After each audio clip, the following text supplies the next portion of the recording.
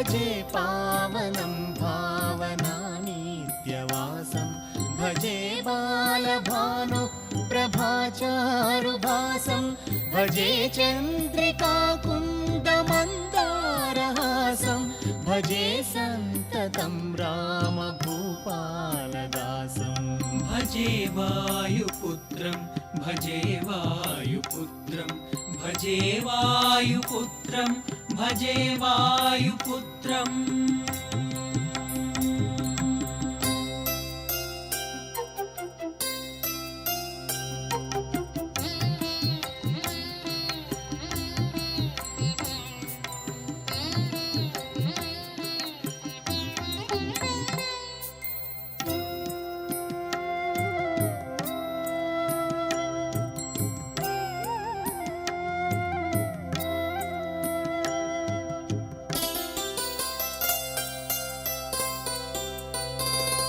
भजे लक्ष्मणप्राणरक्षातिरक्षं भजे तोषितानेकगीर्वाणपक्षं भजे घोरसङ्ग्रामसीमाहताक्षं भजे रामनामेति सम्प्राप्तरक्षम् भजे वायुपुत्रं भजे वायुपुत्रं भजे वायुपुत्रं भजे वायुपुत्रं। మన నిత్య జీవితంలో మనం ఎదుర్కొనేటువంటి సమస్యల నుంచి బయటపడడానికి గాను తేలిగ్గా ఉపకరించేటువంటి పరిహారాల గురించి మనం ప్రతిరోజు తెలుసుకుంటున్నాం కదా. ఆ క్రమంలో ఈ రోజున పిల్లలు బాగా మొండిగా ఉంటున్నారు, అసలు మాట వినట్లేదు. చదువు పేరు ఎత్తితే చాలు వాళ్ళ ఇంట్లో నుంచి బయటికి వెళ్ళి ఆడుకోవడమో లేకపోతే వెంటనే నిద్రపోవటమో ఈ ప్రకారంగా చేస్తున్నారు. వీళ్ళు ఎలా పరీక్షల్లో పాస్ అవుతారా అసలు లేదా అనేటువంటి సమస్య కనుక మనల్ని వేధిస్తోంది అనుకున్నప్పుడు మనం పాటించుకోదగినటువంటి పరిహారాన్ని గురించి తెలుసుకుందాం. ఇందుకు మనకు చక్కగా ఉపకరించేటువంటి దైవం ఆంజనేయ స్వామి వారు. ప్రతి మంగళవారము ప్రతి మంగళవారం ప్రతి శనివారం మానకుండా ఆంజనేయ స్వామి వారికి 108 తమలపాకులతో ఆకుపూజ చేయించండి. 108 తమలపాకులతో ఆకుపూజ చేయించండి. ఎప్పుడైతే ఇలా చేసుకుంటూ వస్తారో క్రమేపీ వీళ్ళలో మంచి మార్పు కనబడుతుంది. ఇవి ఒక 8 వారాలు దాటేసరికి అక్కడి నుండి మీకు ఈ మార్పు చాలా వరకు కూడా కనబడడానికి కానీ అవకాశాలు ఉంటాయి. మంగళవారం నాడు ఆకుపూజ చేయిస్తూ రావడం వలన వీరిలో ఉండేటువంటి మొండితనం, మొండి పట్టుదల ఇవన్నీ కూడా తగ్గుముఖం బట్టి కాస్త మనం చెప్పేది వినడానికి కానీ అవకాశం ఉంటుంది. అలానే ఇంట్లోనే ఉంటూ ఇంటి పట్టున ఉంటూ మనం చెప్పేటువంటి పనులు కూడా వీరు చేస్తూ ఉంటారు. శనివారం నాడు చేసేటువంటి ఆకుపూజ ప్రభావం కారణం చేత మతిమరుపు లాంటివి లేదా అశ్రద్ధ లాంటివి ఏవైతే ఉన్నాయో ఇవన్నీ కూడా తగ్గుముఖం బట్టి కాస్త చదువు వంటపడడానికి కానీ అవకాశాలు ఉంటాయి. కనుక ఈ క్రియను ఇలా చేసుకుంటూ వచ్చినట్లయితే కనుక పిల్లల్లో మంచి మార్పును తీసుకొచ్చుకోవడానికి కానీ అవకాశం ఉంటుంది. జాతకరీత్యా ఏ కొద్దిపాటి అవకాశం ఉన్నట్టుగా ఇది అద్భుతంగా మనందరూ కూడా ఉపకరించేటువంటి మేలైనటువంటి పరిహారం అని చెప్పుకోవచ్చు. ఇటువంటి అద్భుతమైనటువంటి పరిహారాలతోటి విశేషమైనటువంటి స్తోత్రాలతోటి అభిషేకం కార్యక్రమంలో మళ్ళీ కలుద్దాం. ఎల్లప్పుడూ దేశాన్ని ప్రేమిద్దాం, దైవాన్ని స్మరిద్దాం. పరమేశ్వరుడికి మాత్రమే 10,000 నామాలు ఉన్నాయి. అందుకనే 10 సహస్రనామావళి అనేటువంటి ఒక పూజను పరమేశ్వరుడికి నిర్వర్తిస్తూ ఉంటారు. తత్మాదేవతలందరికీ కూడా సహస్రనామార్చన మాత్రమే ఉంది. శివార్చన యందు మాత్రమే 10,000 నామాలు ఉన్నాయి. కారణం ఏంటి? పరమేశ్వరుడికి స్తోత్రం చేస్తే పొంగిపోతాడట. ఆ స్తోత్రానికి ఉప్పొంగిపోయినటువంటి వాడే మనం ఏ వరాలు కోరుకుంటే ఆ వరాలన్నీ కూడా అనుగ్రహిస్తాడు. అందుకని ఆయనకి ఉబ్బులింగడు అని పేరు. అటువంటి శివనామాలు అనేకం ఉన్నాయి. వాటన్నిటిలో కూడా శివ, భవ, హర అనబడేటువంటి 3 నామాలు చాలా ప్రత్యేకమైనవి, విలక్షణమైనవి అని చెప్పని.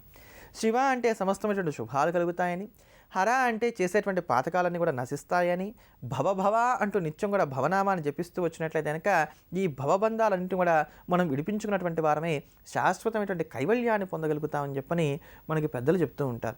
ఇలా శివనామాలలో ఒక్కొక్క నామానికి ఒక్కొక్క నిర్దిష్టమైనటువంటి అర్థం, ఒక విశేషమైనటువంటి ఫలితం దాగి ఉన్నాయి. అటువంటి ఆ శివనామాలన్నీ కూడా నిత్యం మనం శ్రవణం చేస్తూ వచ్చినట్లయితే శివానుగ్రహానికి పాత్రమైనటువంటి కారణం చేత సమస్తమైనటువంటి పుణ్యఫలాలు కూడా పొందగలుగుతాం.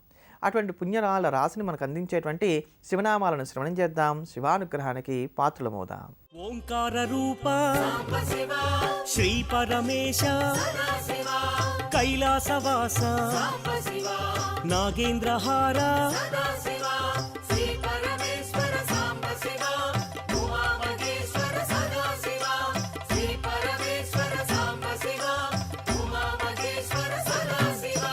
పార్వతీ నాయక పురాణ పురుష పాప వినాశ పాహి మహేశ శ్రీ పరమేశ్వర సాంబ శివ ఉమా మహేశ్వర సదాశివ శ్రీ పరమేశ్వర సాంబ శివ ఉమా మహేశ్వర సదాశివ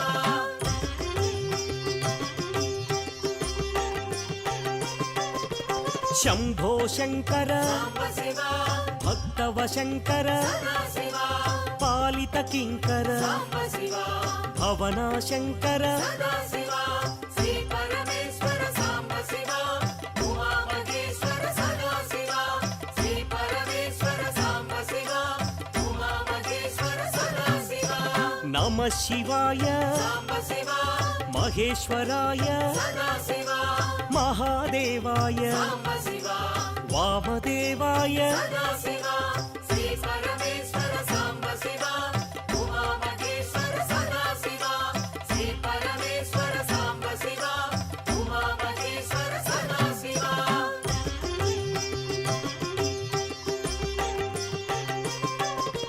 విరూపాక్షాయ సాంబ శివ శశిశేఖరాయ సదాశివ పినాకపాణి సాంబ శివ శంకరదేవ సదాశివ శ్రీ పరమేశ్వర సాంబ శివ ఉమా మహేశ్వర సదాశివ శ్రీ పరమేశ్వర సాంబ శివ ఉమా మహేశ్వర సదాశివ త్రిశూలపాణి సాంబ శివ విష్ణువల్లభ సదాశివ అంబికనాథ సాంబ శివ శ్రీకంఠాయ సదాశివ శ్రీ పరమేశ్వర సాంబ శివ ఉమా మహేశ్వర సదాశివ శ్రీ పరమేశ్వర సాంబ శివ ఉమా మహేశ్వర సదాశివ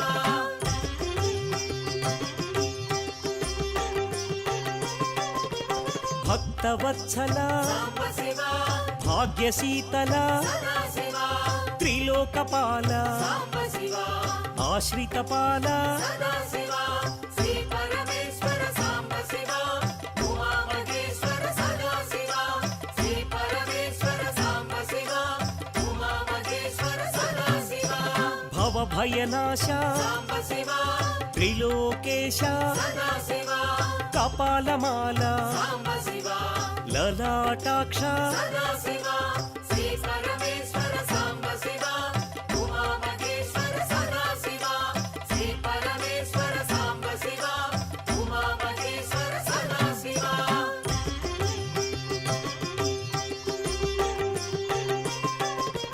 కృపానిధయే సాంబ శివ కరుణాకరనే సదాశివ కారుణ్య హృదయ సాంబ శివ కైవల్యదాత సదాశివ శ్రీ పరమేశ్వర సాంబ శివ ఉమా మహేశ్వర సదాశివ శ్రీ పరమేశ్వర సాంబ శివ ఉమా మహేశ్వర సదాశివ ఈ రోజు నుంచి ప్రారంభం చేసి మనం ప్రతిరోజు కూడా విద్యార్థులకు ఉపకరించేటువంటి పరిహారాల గురించి తెలుసుకుందాం అనుకున్నాం కదా.